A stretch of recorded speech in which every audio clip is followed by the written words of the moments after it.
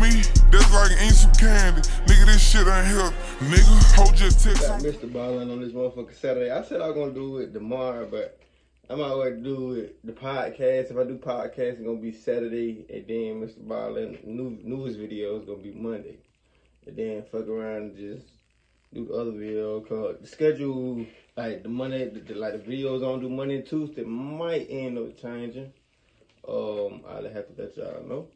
But that being said, they go ahead, you know what I'm saying, say personal file, that's the name, so we can go ahead and get it started.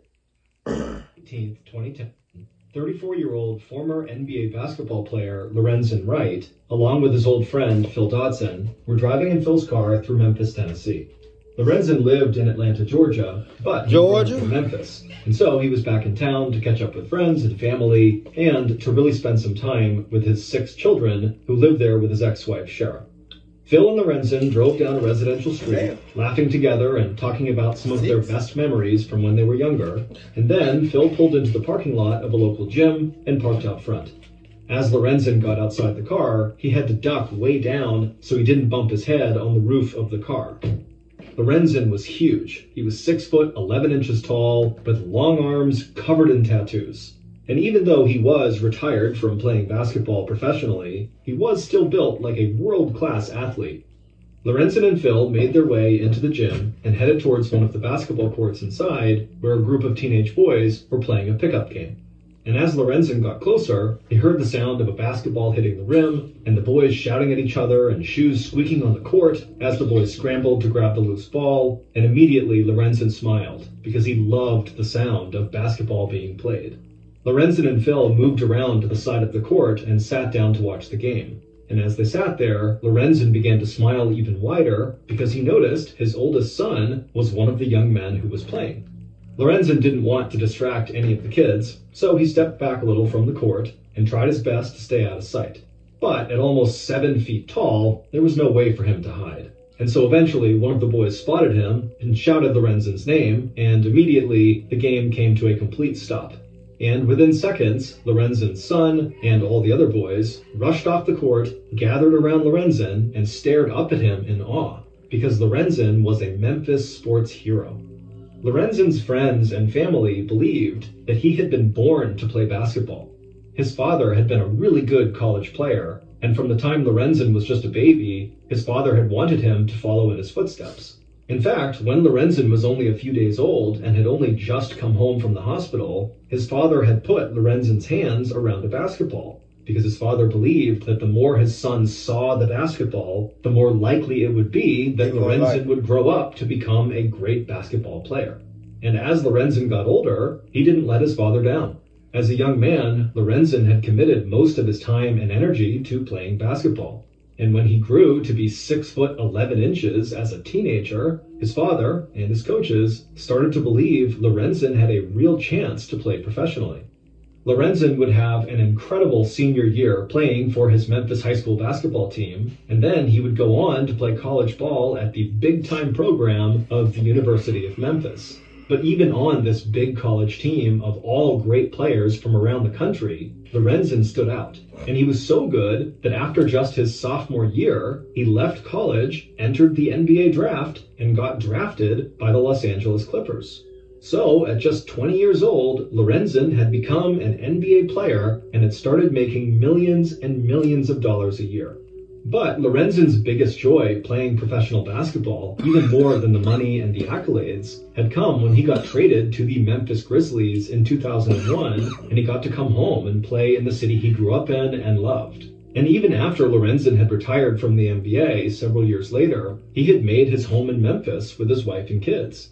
And in his retirement, he quickly began running basketball camps for kids, he headed up charity events, and basically did anything he could to give back to the city that he believed had given him so much. So, as Lorenzen stood in that gym, talking to his son and his son's friends about basketball and playing in the NBA and anything else they wanted to know, he couldn't help but start to really miss living in Memphis. After talking to the kids on the basketball court for a while, Lorenzen and his son headed out of the gym with Phil, and Phil drove them to Lorenzen's ex-wife, Shara's house in a wealthy Memphis suburb. Outside the house, Lorenzen thanked Phil for driving him around, and then he told Phil he'd text him in the next few days so they could hang out again before Lorenzen had to go back to Atlanta. Then Lorenzen and his son turned around and headed up a long walkway past the beautifully landscaped front lawn, opened the front door, and stepped into Shara's large two-story house. And as soon as Lorenzen walked inside, he heard his other children yelling for him as they rushed to the door to see their dad. And Lorenzen crouched down and wrapped his long arms all around them in a big hug. And that night, Lorenzen just spent time talking to his kids, playing games with them, and catching up with Shara about what was going on in her life. Lorenzen had known Shara since they were in high school. She was the daughter of one of his basketball coaches at the time, and she was a few years older than Lorenzen. Shara was 5 foot 10 inches tall, had long dark hair, and, in Lorenzen's mind, a perfect smile. And when Lorenzen had first laid eyes on her, he thought she was one of the most beautiful women he had ever seen. And so, not long after they met, Lorenzen and Shara had started dating, and then they had basically grown up together, while Lorenzen went from being a college athlete to playing in the NBA. And for a long time, everything in their lives had seemed perfect. But then, after 13 years of marriage, Shara and Lorenzen had started to drift apart.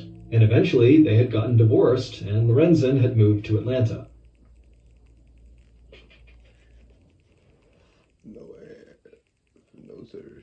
But even after the divorce, Lorenzen and Shara remained close, and they worked hard to give their kids the best life possible. And whenever Lorenzen came to town, he always stayed with Shara and the kids at her house. So, sitting on the couch together, Shara and Lorenzen began to work out plans for their kids to go down to Atlanta with Lorenzen when he left later that week. And then Lorenzen told Shara he really wanted to hear all about the church, where she had recently started serving as a pastor. Shara had always been religious, but she admitted to Lorenzen that it was actually really hard to lead a congregation. But she said she did love being a pastor, and she loved the church and the people who went there. And as they talked, again, Lorenzen felt this sudden wave of just really missing Memphis, and now really missing being a part of this family, living with his kids and living with Shara. And suddenly, all he wanted to do was find a way to repair his relationship with Shara and move back in with her permanently in Memphis. And Lorenzen suspected that that actually might be a real possibility because Shara had made it clear that she missed him too. So later that night, when Lorenzen said goodnight to the kids as they headed up to bed, he imagined a time, hopefully soon, when this would be his everyday life again.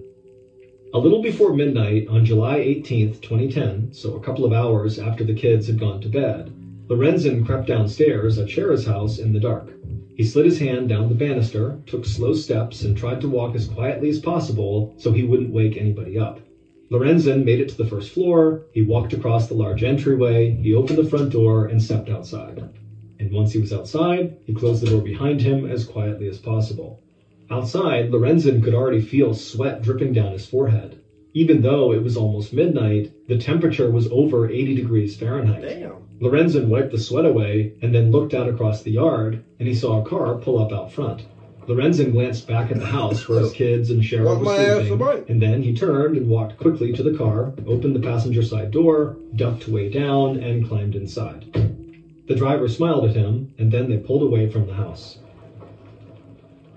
And less than a half hour later, not long after midnight on the morning of July 19th, Lorenzen looked out the passenger side window and he watched the lights from Memphis disappear behind them. And soon after that, the driver turned the car onto a road that was surrounded by woods on both sides, and that was about 15 miles south of downtown Memphis. Then, after looking in the rearview mirror to make sure nobody was behind them, the driver pulled onto a dirt path that led into the woods. They drove the car only a few yards down that path before they stopped and parked the car.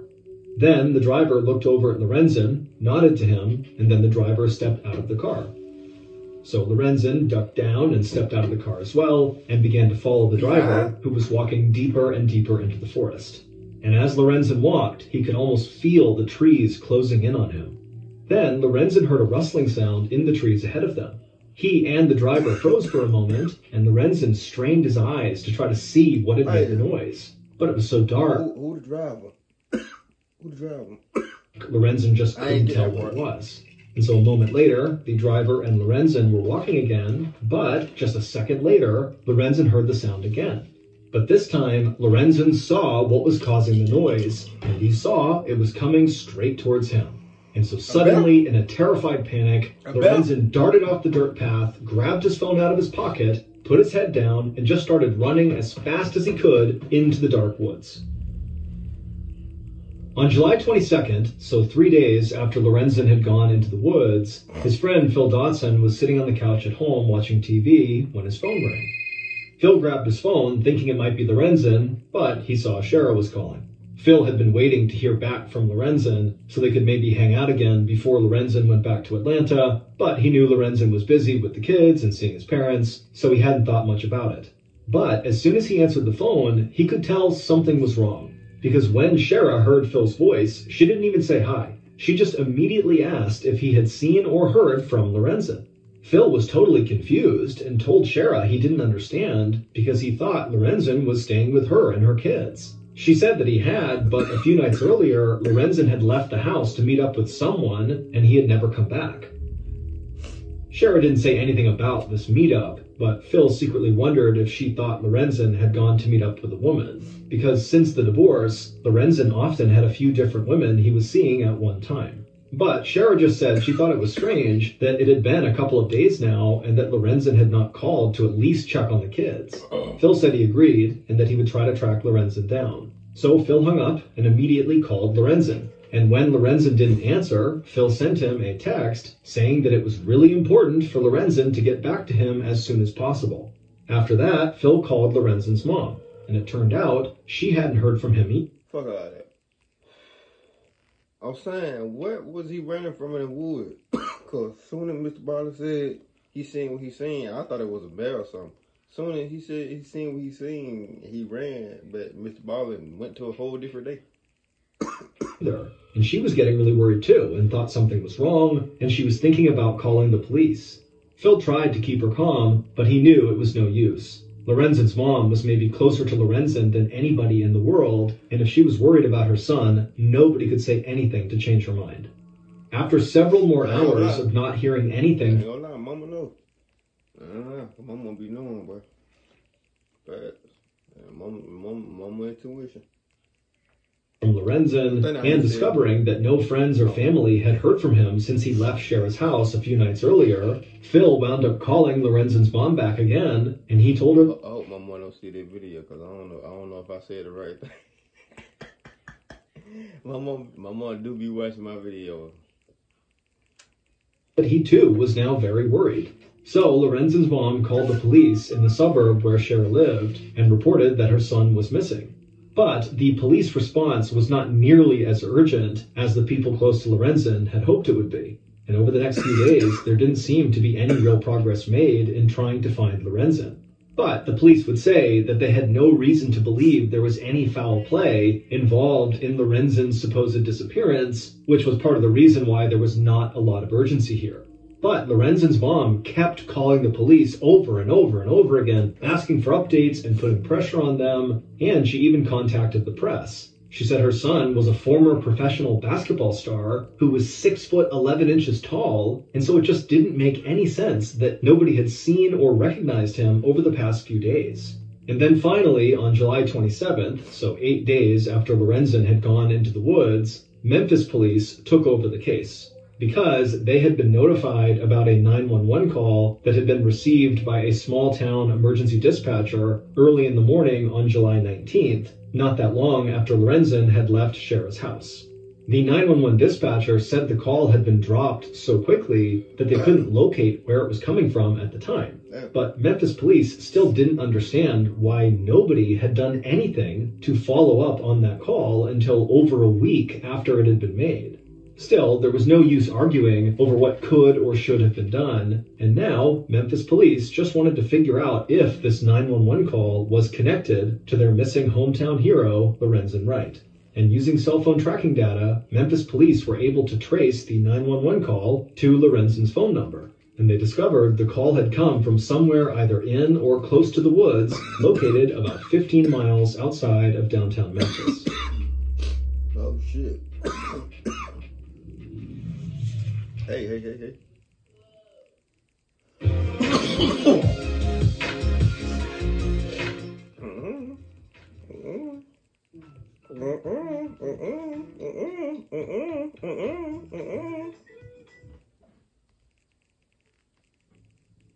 On July 28th, 9 days after Lorenzen had last been seen by anyone, Memphis police officers and police dogs searched the woods and fields in the general location where they believed the 911 call had come from, and what they were looking for were any clues that might lead them to Lorenzen. The sun was blazing overhead, and members of the search party who were looking through an open field near the woods were hot, exhausted, and frustrated that they had not found anything. Then suddenly, one of the police dogs caught a scent. It put its nose to the ground and started off through the field, and the officer, who was the dog's handler, followed close behind. The dog pushed its way through some dried grass and then came to a stop and started barking. And the dog's handler crouched down to get a better look at whatever the dog had discovered, and when the officer saw what was on the ground, his stomach began to turn. The officer had been at a number of crime scenes, but nothing in his past had prepared him for what he was looking at on the ground right in front of him. He was sure it was a human body, and from the looks of it, there could be bullet wounds on it.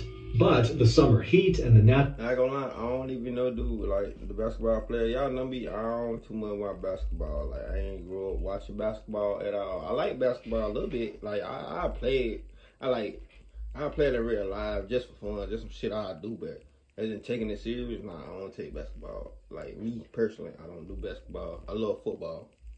Like, I played football and all that shit. So, I love football, but ain't wrestling. Like, I love wrestling too. You feel me? Damn, so wrestling. I grew up watching wrestling, like, ever since I was little. So, natural elements had withered the body down to almost nothing. So it was basically just bones and only a little bit of weathered skin, which made it impossible to tell who this person was. The officer stepped back from the body and took a deep breath. Then he called out to the others on the scene, and they quickly joined him and his dog. And then the officer called into the station to say the search party believed they had discovered a murder scene. Not long after that call, forensics and ballistics experts swarmed the area and combed the scene for evidence. And by the end of the day, they had located multiple shell casings from a 9mm pistol not far from the body. However, they couldn't find a gun. And later, the body was finally removed from the field and taken to the coroner. And during the autopsy, the body only weighed about 55 pounds. Damn. But dental records confirmed that the victim was the 6'11", 225-pound former professional basketball player, Lorenzen Wright. The news of Lorenzen's death sent the city of Memphis into shock. And some of his former NBA teammates, community leaders, and closest friends like Phil Dotson went on TV to express how upset they were. And all of them talked about how good of a person Lorenzen had been and how much of a loss this really was. But nobody was as heartbroken as Lorenzen's mother. She went on the local news to talk about how amazing her son was and to beg anyone who had information about what had happened to Lorenzen to come forward and share it with police. And so it quickly became clear to Memphis Police Director Tony Armstrong that his department was dealing with one of its most high-profile cases in years. And so Armstrong decided to get directly involved in the investigation because he wanted to make sure everything was done by the book. But Armstrong also wanted to be involved because he had really liked Lorenzen.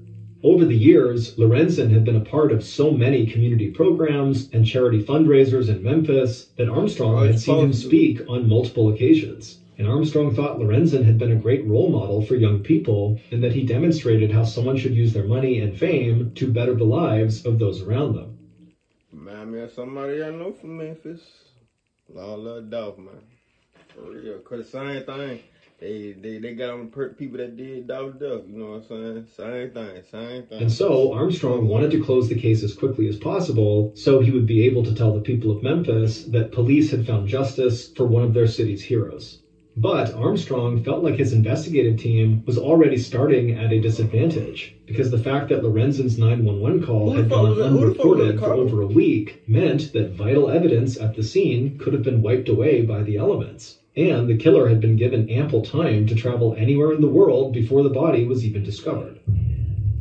But regardless of all that, Armstrong and his lead detectives first had to try to figure out why a former NBA star, who was worth millions of dollars, had gone into the woods in the middle of the night.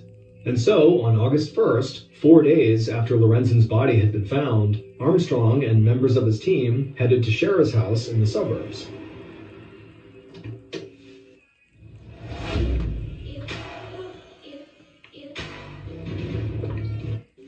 And after investigators did a thorough search of the house, Armstrong asked if Shara would mind answering some questions to see if she could help police piece together what had happened on the night Lorenzen had left her house and didn't come back. Shara said she would answer anything she could, so she led Armstrong and a detective into the dining room, and they all sat down at the table, and then Armstrong asked her what she remembered about the night Lorenzen disappeared. Shara looked around the room, and then in a quiet voice, she said she didn't want any of the children to hear what she was about to say. Armstrong glanced over at the other detective, and both men nodded and then leaned in close to listen to Shara. And when she started talking, Armstrong's eyes got wide, and he looked like he was in shock. Shara said in a whisper that a little before midnight on July 18th, Lorenzen had gotten a phone call, and he had started pacing around her bedroom, and he was excited and talking loudly to the person on the other line, and she heard him say something about making $110,000 really fast. And at first, Shara had no idea what he was talking about. But then Lorenzen had hung up the phone and walked over to the bags he'd brought with him to the house. And Shara had watched as Lorenzen reached into one of the bags and pulled out a stash of drugs and a wad of cash. She had asked him what was going on, but Lorenzen just said he had some work he needed to take care of. And then he had put the drugs in a box, pocketed the cash, walked out of the room, and headed downstairs. And not long after that, Shara had heard a car driving away from the house. Make $100,000 real fast, but I need to get back on the train. I need to get back. I need to start by something. At the dining room table, Armstrong and the detective sat there with stunned looks still on their faces because Shara's story just made no sense to them. Armstrong knew that Lorenzen had made close to $55 million during his basketball career, and he owned multiple properties in different cities. And Armstrong couldn't understand why a man with that kind of wealth would have anything to do with dealing drugs, or why he would need to make some fast money. And so Armstrong asked Shara if she was really sure about what she had heard and seen that night, and Shara just nodded and said, "Yes, I'm sure." Then Shara looked around again to make sure none of her kids were close by, and in barely above a whisper, she told them that she felt terrible for what she was about to say, and she hoped it would not ruin their image of Lorenzen. But Armstrong said if she had important information, they needed to hear it no matter what it was. So Shara looked Armstrong in the eye and told him that Lorenzen had blown almost all of the money he'd made from playing in the NBA. $55 million? She said he'd used a lot of it to help friends and family because he was a good man who could never say no to people who... Bitch, I can. No, you ain't getting none of my motherfucking $55 million. You had my money, you ain't getting a motherfucking thing. Nah, it might be some friends. Fuck that. You ain't getting shit. You gotta work for it. Anybody. Shit, fuck that. You gotta work for it. $55 million? She said he'd also had trouble controlling his own spending, especially when it came to buying luxury cars and properties. When I get $1 million, y'all gonna know. I'm gonna be giving back to all that, man. Y'all gonna see me everywhere. Yeah, y'all gonna see me everywhere before that, but I was just saying, y'all gonna see me everywhere. If I get $1 million, I promise you. And what? Nobody ain't gonna stop me. At least one of Lorenzen's houses I'll be was one of the top black YouTubers. Mortgage payments. And so recently, Lorenzen had begun selling drugs to make ends meet. Armstrong thanked Shara for talking to them and said police would be in touch with her if they needed anything else. Then Armstrong and the other detective headed out of the house, got in their cars, and drove back to the station. And when he got there, Armstrong could not help but feel like this case had already taken a turn he did not see coming. At the police station, Armstrong met with the investigators who had searched Shara's house, and they told him that they had not found anything of interest there. So Armstrong stepped into his office and sat down at his desk. He still couldn't get over what Shara had told him. Her story just did not reflect who Armstrong thought Lorenzen was, a young man who went out of his way to give back to the community whenever he could. But Armstrong knew that the fame and fortune of professional athletes was a world he could never fully understand. And so he put his personal feelings aside, and over the next couple of days, he and his team started looking into any connections Lorenzen might have had to known drug dealers in the area, and what Armstrong discovered shocked him all over again. It turned out that in 2009, a year before Lorenzen's body was found in the woods, he had been mentioned in an FBI investigation involving an international drug smuggling ring that had been operating out of Memphis. Armstrong learned that Lorenzen had never been charged with any crimes based on that investigation, but that investigation showed there was a possibility that Lorenzen had ties to one of the largest cocaine dealers in Memphis. And so all of a sudden, Shara's story started to make a lot of sense. And Armstrong also discovered that one of Lorenzen's homes was indeed going into foreclosure, just like Shara had said. And so now Armstrong believed that the chance to make a lot of money from a drug deal could definitely explain what Lorenzen had been doing in the woods the night he died.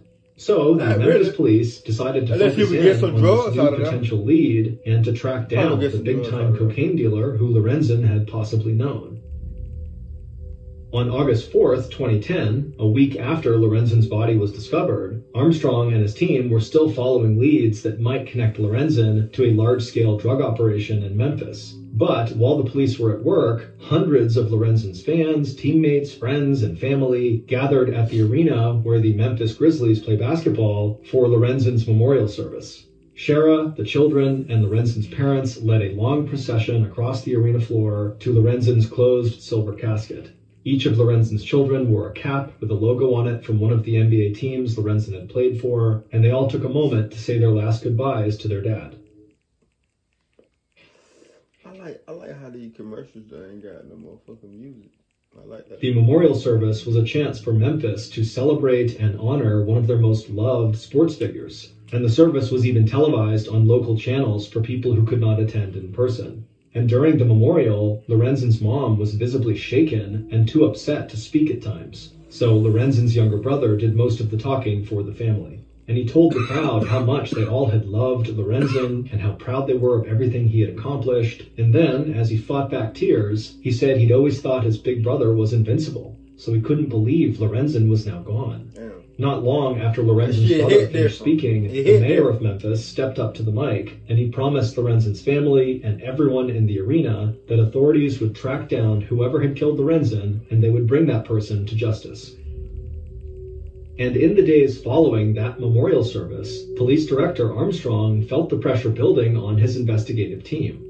Lorenzen's murder was now national news, and local news ran stories on Lorenzen and asked for updates on the investigation constantly. And in addition to that, the mayor had just made a public claim that the killer would soon be brought to justice. But all of the added pressure did not mean Memphis police would get any closer to solving the case, and Armstrong's team could only follow the leads they had. So, based on what Shara had told them, and on information from the past FBI investigation, Memphis police continued to aggressively pursue any leads that could tie Lorenzen to the drug trade in Memphis. But they quickly discovered that the cocaine dealer Lorenzen possibly had links to had been in prison at the time of Lorenzen's murder, and police couldn't find any evidence connecting Lorenzen to any other known drug dealers in the area. And so this drug deal theory that police hoped would lead them right to Lorenzen's killer ended up leading them nowhere. And now Armstrong found himself back at square one. And so Armstrong sent his investigators back out to the crime scene to look for more evidence, but throughout all those new searches, they didn't find anything new. All they had were the shell casings that had been found when the body had been found, and that was it. So, without anything to go on, Armstrong just re-interviewed Lorenzen's friend Phil, Lorenzen's ex-wife Shara, and all of Lorenzen's closest family members and friends, but they didn't find anything new in those conversations either. And so, even as pressure continued to mount on the police from the public, the victim's friends and family, and Memphis politicians, Lorenzen's murder case started to go cold. And it stayed that way for years. Years? Damn! In the summer of 2012, 2 years after Lorenzen's body was found, his mother decided to go on a public crusade to find justice for her son. Over time, she had watched Lorenzen's story fade from the news, and she had seen the investigation into his murder almost completely stall out, and there was no way she was going to stand for that. And so she started reaching out to local and national press and talking to anybody in the media who would listen. And she told them that she wouldn't just let Lorenzen's memory be forgotten. And she demanded that the police do their job and find Lorenzen's killer. And she said as long as she had blood running through her veins, she was going to keep fighting until her son could finally rest in peace. Right. Now, Director Armstrong saw all of this happening, and he knew that Lorenzen's mom and others in the Memphis community were angry at him and the police for not being able to solve this case. And so Armstrong tried to jumpstart the investigation by assigning a series of new lead detectives to the case. But unfortunately, none of them made any headway. And as more time went by with no new leads and seemingly no hope, Lorenzen's mom started to feel like nobody cared about this case anymore. But then, after years of the investigation barely moving forward, Memphis police would finally catch a break that seemed to come completely out of nowhere. Here we go. Fast forward to January of 2015, Here we almost go. 5 years after Lorenzen's murder. Damn. Lorenzen's mom continued 15. her media crusade, but she felt like she was the only one who was still fighting for her son. But on a cold winter afternoon, Armstrong was sitting in his office when one of his detectives walked in. This detective had an excited look on his face, and he started talking really fast. And Armstrong looked up and said, wait, what's going on here? What's going on? And the detective slowed down and then just said there was a novel that had just been published that Armstrong had to read. Armstrong stared at the detective like this might be some kind of prank, because he couldn't understand why any new book would warrant this much excitement. But then the detective told him that even though the book was fiction, he thought it might be connected to the murder of Lorenzen Wright. Armstrong just sat there in silence for a minute. He never imagined he'd have to turn to a work of fiction for possible evidence in a 5-year-long murder investigation. But soon after this meeting, Armstrong and other members of the investigative team read parts of this new book. And what they found didn't provide any hard proof about what had happened to Lorenzen, but it did spark their interest in one particular suspect. And eventually, that newfound interest would help lead to a full-scale relaunch of the investigation, and with more resources behind them, Memphis police would finally uncover who had killed Lorenzen years earlier in the woods. Who killed him? Based on evidence found throughout the investigation, cell phone data, and interviews conducted over the course of 7 years, here is a reconstruction of what authorities believe happened to Lorenzen Wright on the day he died, July 19th, 2010. Here we go. Oh, no, sir. No.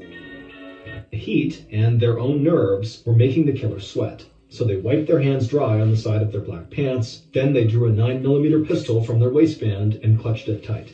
Then the killer saw headlights cutting through the darkness, and they heard a car slowly driving towards them. The car parked a few yards away, and the killer saw the driver step outside. Then they watched Lorenzen get out of the car on the passenger side. Even in the darkness, Lorenzen looked huge, and the killer felt a little bit afraid. So the killer took a steadying breath and then huddled a little bit closer to the tree. A moment later, the driver began walking down the path towards the killer, and Lorenzen followed them. So the killer, at this point, squinted in the darkness and stepped out from their hiding place and raised their gun right at Lorenzen. But the killer hesitated. And when Lorenzen saw this person with the gun standing there, Lorenzen immediately grabbed his phone, turned off the path, and started running deep into the woods. The killer fired the gun at Lorenzen, but they missed, so they took off running after Lorenzen. But Lorenzen was so fast, it was almost impossible for the killer to even stay close. But the killer could see the light from Lorenzen's phone, and so they just kept following that light, and they fired another shot generally in the direction of the phone. Then the woods started to clear, and the moonlight and stars made it easier for the killer to see what was ahead of them and to keep Lorenzen in their sight. And then the killer heard Lorenzen shouting into his phone, desperately asking the police for help. And so the killer fired off a few more shots, and Lorenzen stopped talking, but he kept running. The killer could feel a pain in their side, and they were gasping for air by this point, but they kept pushing as hard as they could to try to keep up with Lorenzen. Then the killer saw Lorenzen running towards a high barbed wire fence that separated the woods from a field on the other side. And the killer just watched, dumbfounded, as Lorenzen leapt clear over the fence in stride. So that's how he got the fuck on. He got the fuck on. What's up with all these motherfucking ads, man? But as Lorenzen jumped, he must have caught his back foot on the fence because when he landed, he fell to the ground and kind of tumbled forward. And the killer knew this was likely their only chance, so they ran as fast as they could towards the fence, and when they saw Lorenzen trying to get back up, they fired multiple shots through the opening in the barbed wire. And the killer heard Lorenzen scream, and they saw him fall to the ground again. Then the killer managed to get over the barbed wire fence to the other side, and once they got there, they saw Lorenzen laying on the ground, bleeding and struggling to breathe. The killer stood there for a moment, watching Lorenzen. Then they took a deep breath, aimed their pistol at Lorenzen's chest, and they fired. Then they raised their gun slightly and aimed it at Lorenzen's face, and they fired again. At this point, Lorenzen's body went limp, and he died right there in the field. The killer stood over Lorenzen's body, and they felt like they wanted to throw up. But they took another deep breath, turned around, made their way back over the barbed wire fence, and back into the dark woods. And finally, after what felt like hours, but had only been a few minutes, the killer found their way back to the dirt path and saw that the car was still parked there. Then they heard something behind them, and the driver of the car stepped out of the darkness and approached the killer. The driver asked if it was done, and the killer just nodded and said yes. So the driver smiled, climbed back into their car, and drove back home. And when they got inside their house, the driver went from room to room, checking on all 6 of their sleeping children. Whoa! Lorenzen's ex-wife, Shara, had not actually... That's who the driver was? Pulled the trigger, but she was the one behind Lorenzen's murder. She had hired a deacon at the church where she was a pastor to kill her ex-husband. Bitch! Because it would turn out that Shara was the one who really had the huge spending problem. And she had decided that the $26,000 a month that Lorenzen paid in alimony and child support was not enough money for her to live on. And she wanted the payout from Lorenzen's $1 million life insurance policy and his sizable pension from the NBA. So Shara had decided Lorenzen needed to die. 27, bro. And it turned out that Lorenzen had been right to believe he had a real chance to repair his marriage with Shara and to move back in with his family in Memphis, because Shara had told him how much she missed him. But that wasn't all she had done.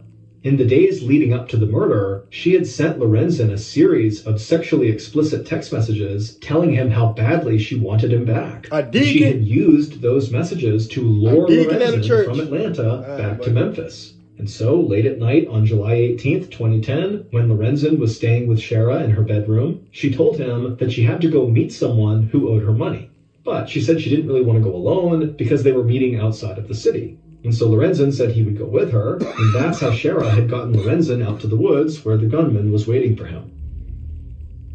Shara knew that Lorenzen had been mentioned in an investigation concerning a drug smuggling ring, and even though Lorenzen had never been found guilty of any crime in that case, she figured if she told police Lorenzen had been dealing drugs, they would discover the past investigation and come to believe the murder was indeed drug-related. And for years, it looked like Shara was going to get away with it. But then, in 2015, she had decided to become an author, and so she self-published a novel. And Shara barely disguised the fact that she wanted people who read the book to believe it was about her own life. And in the book, the main character is married to a basketball player who was abusive, violent, and a terrible husband.